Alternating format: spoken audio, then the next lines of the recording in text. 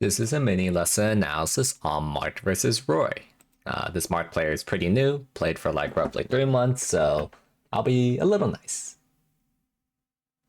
So one thing to work on, just whenever you play any of your matches, is work on getting down from the platforms as soon as possible. You could accomplish this by doing an immediate buffering, an immediate shield drop. So rather than this where you got down so slow, when compare that to the Roy player who uh, opted for a runoff, which you can go for a runoff too. But the reason why I recommend you go for a shield drop is because Marth in particular wants to be spaced around his opponent. And if you run off immediately, that means, you're very likely to not be spaced.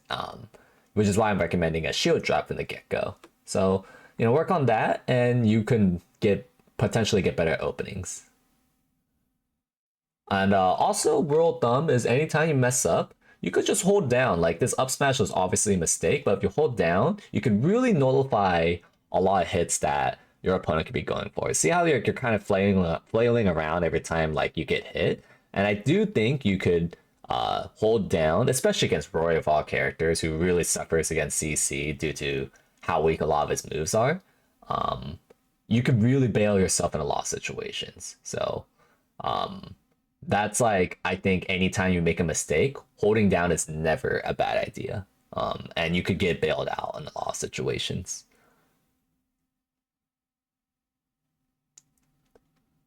Interesting there. Definitely. Also, one thing that the difference between how you can really get better as a player is like I could tell that you're processing and now you're reacting around here to do the forward smash. But if you once you get better and you kind of are a little bit more familiar with the game, stuff like this recovery has a lot of end lag. And if you react around here instead, then you will get more opportunities. So the general rule of thumb, especially if you want to be faster, is try to react sooner than later. Because I could tell you reacted late there, and that's why you didn't get that punish. And forward smashing is a very, it's very rewarding mark tool, but it is also very exploitable due to the end lag, as you see. So while forward smashing is quite tempting, try to rely more on like lower lag moves, like down tilt, for example, or like a spaced fair, spaced nair. Because like forward smash is great and all, but when you're wrong with forward smash, like you see here, you just get less flexibility. Versus if you're wrong with like a spaced forward air, a spaced down tilt, a spaced nair, you get a lot more chances. So it's just like also general rule, like good neutral game tip is try to rely on moves that have less end lag as possible. Which is why like you whiff that forward smash here and there, and you whiff a dash attack, and there's nothing you could do for those several frames aside from crouch canceling.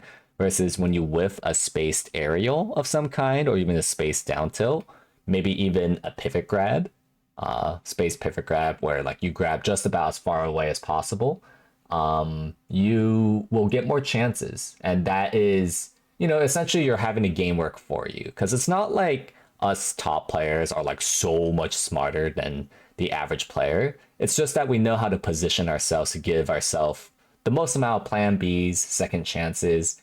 You put me in here where I'm doing like a forward smash only challenge, and it will look like this most likely because like I'm gonna be wrong a little bit less than you, but it's not by that much.